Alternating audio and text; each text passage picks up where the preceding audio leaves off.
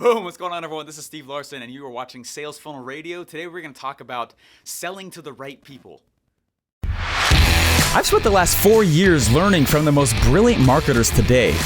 And now I've left my 9-to-5 to take the plunge and build my $1 million business. The real question is, how will I do it without VC funding or debt, completely from scratch? This podcast is here to give you the answer. Join me and follow along as I learn, apply, and share marketing strategies to grow my online business using only today's best internet sales funnels. My name is Steve Larsen, and welcome to Sales Funnel Radio.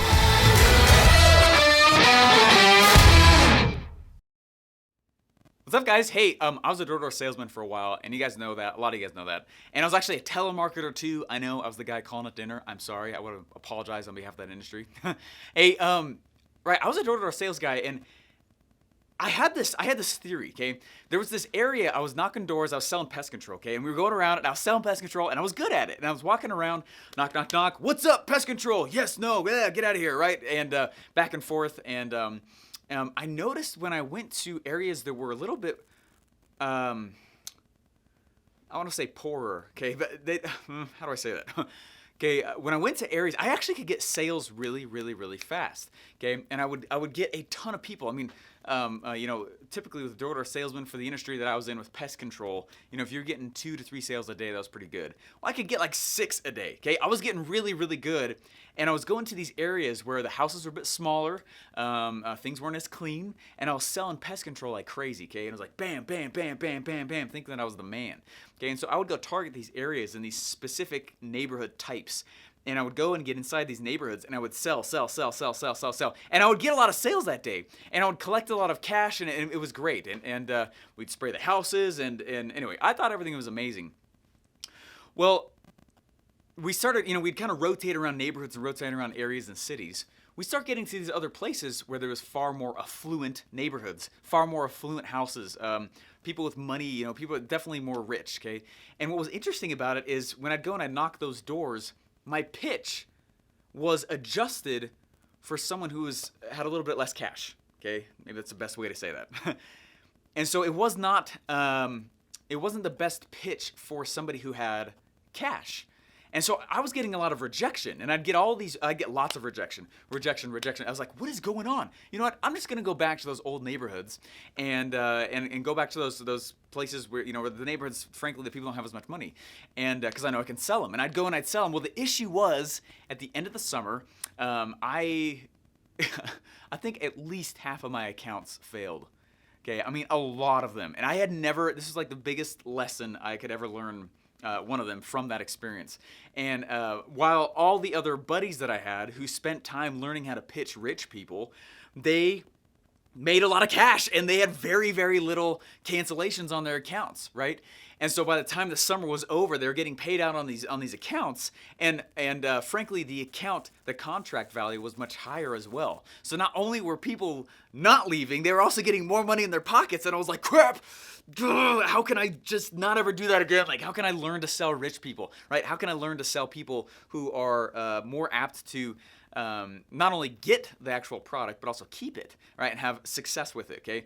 And so it's a huge lesson for me, right? So I went in, right, just to recap, I was learning how to sell people who didn't have money, who were also far more likely to refund and cancel and things like that, and they were. I'd get a lot of accounts, but then none of them would stick very long, okay? And then on the flip side, right, all my buddies. So anyways, all I'm trying to say is, like, isn't that fascinating? So the whole key right here is I want to teach you guys in this episode how key it is to understand who you're selling to in the red ocean. We know that it's best to go sell in places that are competitive because there's security there, right? And when you mix it with a little bit of prolific and blue ocean stuff, you end up making this really, really awesome kind of purple offer, okay? If you think of red ocean and blue ocean, you end up making this cool thing that is attractive for people. They're like, oh man, I've never seen this before. You're like, duh, because I'm the first one to make it. But there's also some elements of the red in there. Anyways, I hope that makes sense. What I want to do real quick is I've got my marker right here, and I've got my trusty whiteboard. We're going to pull this in. Okay, what I want to do real quick, let's think about this. If I am promising health wealth, or relationships, okay? Just one of those. That's the first step every time I go and I do some consulting for a company or even just a brand new person who's in this game, okay? First of all, I'm like, hey, what are you promising? Are you gonna promise health? Are you gonna promise wealth or relationships? Those are the no-duh places for somebody to go and spend money in, okay? It's kind of like it's a no-duh thing for you to go and spend money on milk or eggs. It's not like a salesman next to eggs, right? It's a no-duh buying experience, right? Anyway, I'm not saying everyone go get in the egg business. But it's best to choose industries where that's kind of this no-duh purchasing experience. And so it's the exact same thing, okay? I go out, right, and we choose, okay, am I just going to promise the deliverable of health or just wealth or just relationships? People will spend money on the relationships. They spend money on their health, right? They spend money getting, investing and actually learning how to make businesses and investments and wealth, okay? So in this scenario, let's say that we're promising wealth, okay? So wealth right here. Wealth is going to be the thing that we, hey, look, I'm going to go get you wealth. So how many industries are saying we'll get you wealthy? This could be the stocks. This could be options, mutual funds. This could be kind of the, paper assets. Okay, this could also be businesses. You're going to go start a small business. Hey, this could be funnels. You're going to go build a funnel. Hey, you're going to go, right, you could do other real estate investments. Okay, think about how many businesses and places are promising, right, wealth, okay? Well, let's think about that real quick, right? If you're going to go out and you're going to make a blue ocean, something that hasn't existed before, right? I've already gone through how I kind of combine some elements of blue ocean with red ocean. That's why I call it purple. If you haven't heard that episode, it's a few episodes ago. Turn back around and go listen to that. But let's think through real quick here. Let's think about my door-to-door experience, okay?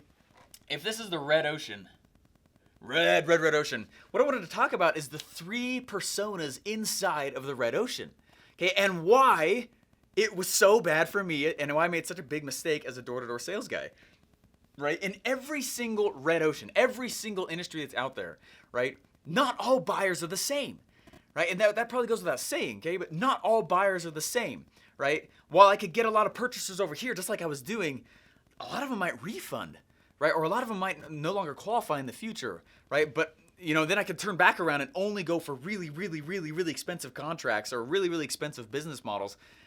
The issue with that is like, man, maybe there's not I'm not going to get paid as frequently that way, right? I'm not going to get paid as often, but they stick better, right? So what I actively have been obsessed over for the past long time has been, how do I sell expensive things to people who have cash, right? And so here's one of the ways. It all starts with understanding the 3 personas inside of a red ocean. There are 3 personas, okay? Persona number 1 is this, okay? Let's see, 1, 2, 3. I'm just writing them out here, okay? 1, 2, 3. And for those of you guys who are on iTunes, just know that I am drawing this on a whiteboard. For those of you guys watching on YouTube, just know you could listen to it as well on iTunes also. Okay, it goes back and forth. There's also a blog now. We got the sick paparazzi wall behind me now, just super cool. Anyway, we're excited about it. It's freaking huge. Anyway, okay, so the 3 buyer personas of the red ocean. Okay, the first one here, let's think about this, okay? Actually, let's start at the bottom. Okay, the bottom is, these guys are like the diehards. They are so deeply seated inside of the red ocean.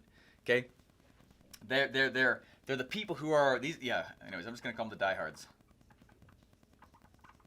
If you come to a diehard person and you're like, "Hey, I got this cool thing for you," how easy is it for that person to switch? It's not easy. They have had success with this business model, right? Let's say this is, you guys know, I'm actually wearing my Funnel Hacker shirt right now. Let's say this is ClickFunnels, okay? Okay? If they, right, I'm a diehard, I'm wearing this shirt right now, I'm a diehard. For me to shift and not use something like ClickFunnels, it has less to do, okay, I'm actually gonna use a different color here. It has so little to do with price and value. And here, it's not about price or value, okay? It's not about price or value, right? For me to shift and not use something like ClickFunnels is an identity shift. Okay, I literally will change how I see myself if I didn't use something. If I shifted away from using something like ClickFunnels, that's not gonna happen, right? Right? That's not gonna happen, right? If there's like some little bug that day, or there's something that's kind of weird, or like kind of, man, I don't care, right? I'm a diehard, right? You are not going to switch me. It is not about price. It's not about value at that time. Think of the brands that you buy that you are like a diehard about, right? Right? I'm trying to think of other brands that I'm that way with, but there's really not that many others. Like I'm really, really, really, really into it. Okay. Like I know a lot of people, like I'm shooting on a Canon camera right now, okay?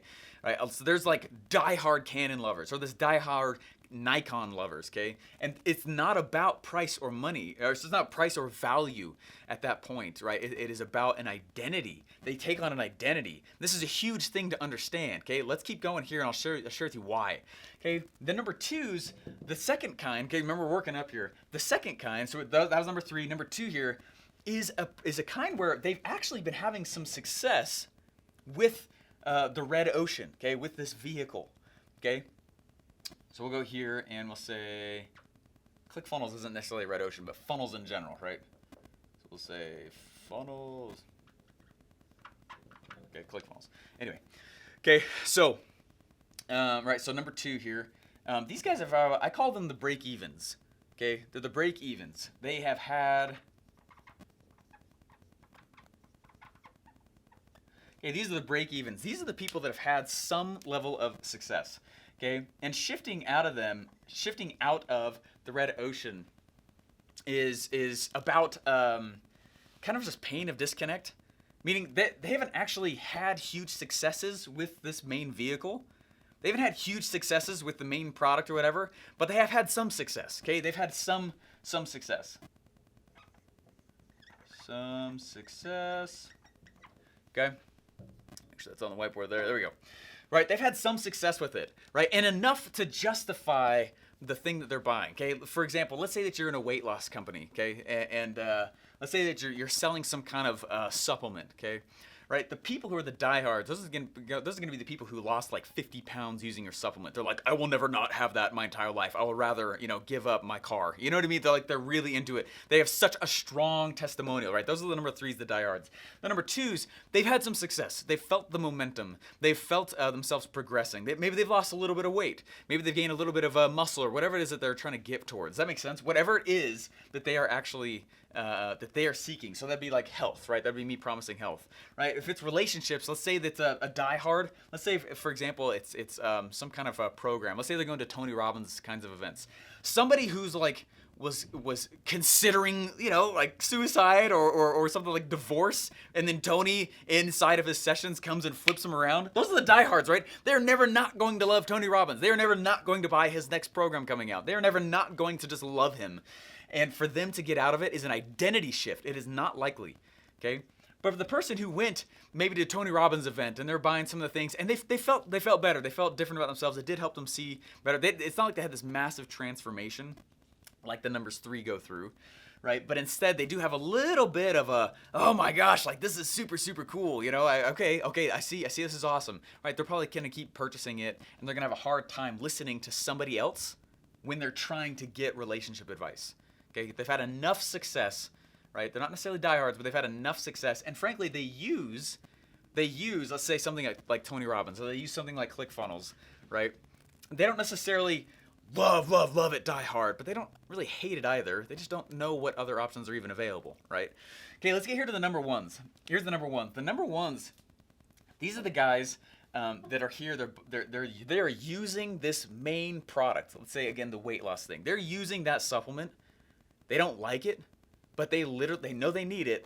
They are literally using it because they know of no other option. They're using it, but they don't like it. There's no other option. Okay, there's no other option. And a matter of these guys, all they're interested in, they don't care about the vehicle. They just want the result. They don't care about brand. They have no brand affinity at all. That no one has developed any brand affinity with them. Okay, they are all about just trying to get the result. They don't care about the brand, and frankly, they hate the vehicle. Right? Let's say that somebody comes in, they're using a supplement, and they're like, "Man, I freaking hate." Have you guys ever had pea protein powder? Like this whey protein powder, like from peas. It is terrible. Oh my gosh. But I know it's the best one. I was reading all these reviews, found out it's like super awesome for like protein synthesis. Anyways, I was reading all stuff and I'm like, this is super cool. I was excited to get it. I got it in the mail and it showed up and I went, I took a scoop, put it in water and I was like, oh, I have a strong stomach. Like I'm not the kind of guy that throws up or anything. And I was like, that is some nasty crap. And I have spent, I don't know, maybe 6 months trying to find ways to mask the texture of that crap. Okay. I am a number one a pea protein drinker. Okay, I drink that stuff and I use it simply because I know it's the best, but I hate it. Okay, they hate that it's the vehicle. Okay, they hate the vehicle like crazy. Okay, now think about this. Okay, when I was doing, I get back to the pest control example. When I was selling pest control, who was I selling to? Right, I was selling to a lot of like twos. There weren't that many diehards, right? But I was selling to the people inside the red ocean who they just wanted the bugs to be gone. I was selling to a lot of ones and twos, but it was the wrong kind of one and two, right? There's another aspect to this where it's like, who here has money, right? Who here has money? Who's willing and able, as Russell Brunson talks about, right? Who's willing and able? Money and who has able. Okay? Inside, that says able.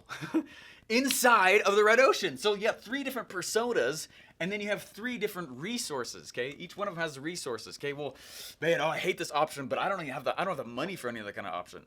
Okay, and the problem is that I was selling people who were not, they didn't have the money, and they were willing, right, but they were not necessarily able to stick with the pest control that I was selling, and I lost a whole bunch of accounts. Right. And depending on how they answered the door, it usually told me what number they were, right? They're the diehards. I will never leave my pest control company ever. I already have one. Get out of here, you. Right? Number 2, they're like, I've had some success, and the pain of disconnect is too big for me. I don't want to go through the struggle. I don't want to go through the struggle of switching services, sir. Right? There's a guy who came up, and he was selling pest control at our own door, I don't know, like 2 months ago. And he starts doing his pitch, and I couldn't help from smiling because I knew what he's doing, and I love being pitched. And I was listening to the guy, and I couldn't help it. My cheesy grin, my big eyeballs, I just started smiling. And he finally stopped. He goes, "What? What is it?" I go, "Oh, nothing. It's fine." I was like, "It sucks when someone already has a pest control company, right?" And he goes, "You already have one?" I said, "Yeah, I already have a pest control company." And he goes, "Well, why does it suck?" I was like, "Well, it sucks like switching them." He goes, "Why is it hard for you to switch them?" I said, "Oh, it's not hard for me to switch it. It's hard for you to switch it." And he goes, "What do you mean?" I was like, "Dude, I don't love them, but they do an okay job, and I don't want to go through the pain of switching a pest control service. Like, sorry, right? I was a number 2 buyer. I'm at break even, have some success, don't really care. They kill the bugs, we're good to go, right? I'm willing and able. Does that make sense? Anyway, so what's best to go do? Hopefully this has clarified some things here. When I am building a new opportunity to sell back to a red ocean, okay? I would not call ClickFunnels a red ocean, but this is part of the example, okay? Let's say that if I'm going to go, and let's say back to the supplement thing, if I got a new protein, or if I've got a new supplement, if I got something that's amazing, no one's ever seen before, that truly is new, okay? Not just a spin-off of other stuff. Truly new. Is it easier for me to sell number 1s, number 2s, or number 3s? Number 1s and 2s, right? Primarily number 1s. The people who are already purchasing, meaning they're not afraid of pulling money out of their pocket and giving it to somebody else. The number 1s, right? They're using it, but they hate it. They hate it. What's nice about selling these guys right here, the people who are buying simply because they have no other option, it's really easy to help them throw rocks at the solution they're using. That's one of the easiest ways I create the hooks for my headlines. Guys, I'm nervous that I've gone too deep in this podcast, but I'm hoping, in this episode, but I'm hoping what it's done is it's helped clarify. Most of the time when I look at people's webinars, or I look at people's headlines, or I look at people, like when I do consulting for somebody, okay, usually they have a great product. They're just selling it to the wrong persona in the red ocean. They're going back to the red ocean. They're saying, "Look, red ocean, that vehicle sucks." And the diehards are like, "I love the vehicle." And to them, it's a personal insult. Like if someone starts bad-mouthing ClickFunnels, for me, I get a little hot and bothered about it, okay? I'm like, "Are you kidding me? ClickFunnels changed my life. I'm a product of that product, okay? Are you kidding? No. I will never change. I'll never badmouth. I'll never, right? Ever. Right? No one's going to get me out of that. Right? But if someone comes in, right, it's right back to the protein thing, the supplement thing. If somebody comes in and like, "Hey, look, I've got this super sweet this protein or whatever, and some guy's like, no, I love my protein, it's amazing, it's the best ever, right? You're not gonna sell that person, right? The person who's like, I've had some success, but maybe I'd be willing to try. For them, it is about a price and value game. Number twos, it's all about price and value. It's not an identity shift. For here, number ones though, these guys who they use it because they don't know of any other option, those are the easiest people to sell. A lot of times they are actively seeking for a new vehicle, a new product to get them the result they want. The issue that I've been finding, and literally the reason why I'm recording this episode today and why I brought a whiteboard in here, like it seems like 80% of the time when I am looking at somebody's headlines or I'm doing some consulting or the person creates their messaging to try and convince with facts and figures and features and maybe even some benefits, but they're trying to convince number threes to come and buy their thing. That's the wrong person to write your copy for. It's the wrong person to write your headlines. It's the wrong person to build your product for. You are not trying to sell diehards. And most of the time, right, these guys, number ones and twos, the guys that are just using it because they don't know of any other option, they just need to hear a new story.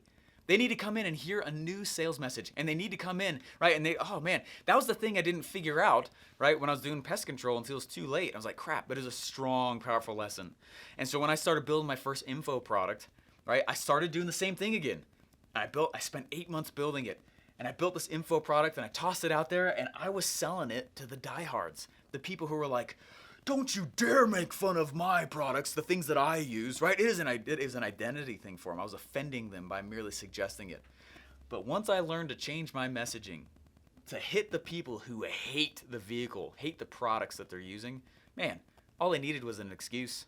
And they switched and they bought. And it went like that. Anyways, guys, it's kind of a deep episode. Hopefully it's okay, though. I just wanted you to understand more about the messaging behind all this stuff and why it works, okay?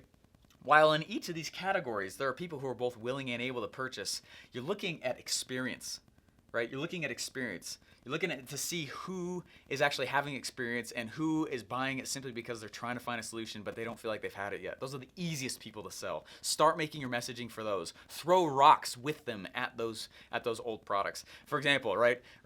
If I went out and I said, don't you hate all those pest control companies trying to get you in contracts? Don't you hate all those pest control companies who are out there using stuff that could harm your little ones? Are you nervous about this? They're like, yes! I'm like, sweet! Here's this sweet, cool new pest control. It was something we were selling. How to do like orange citrus or something that got the bugs away. Like, sweet, right? They're using the vehicle because they hate the bugs, but man, if there was another way, they would totally use it. That's what I'm trying to help you guys to identify. Who are those people in your sales? It's not hard to sell them that way. You can be like a C-level copywriter and sell these people really easy because they're just looking for anything that's different. Anyway, hopefully it's been helpful. Please, if you wouldn't mind, go to iTunes. Please rate and review this. If not, subscribe to my YouTube channel as well. That would be very, very helpful. I love doing these kind of videos for you guys, and we're doing some pretty cool stuff with you guys. Again, in the last episode I went through and I was talking about how I do a lot of funnel building, and a lot of times I'll just build whatever project I'm doing live. And so if you want to see that kind of stuff, go to thescienceofselling.online. Go to thescienceofselling.online and it'll forward to my Facebook group. It's free, and you guys can join me and watch as I kind of document what I'm building and why I'm doing what I'm doing. Hey guys, thanks so much. Hopefully you enjoy this. Talk to you later. Bye. Boom! Thanks for listening. Hey, please remember to rate and subscribe. Hey, you want me to speak at your next event or mastermind?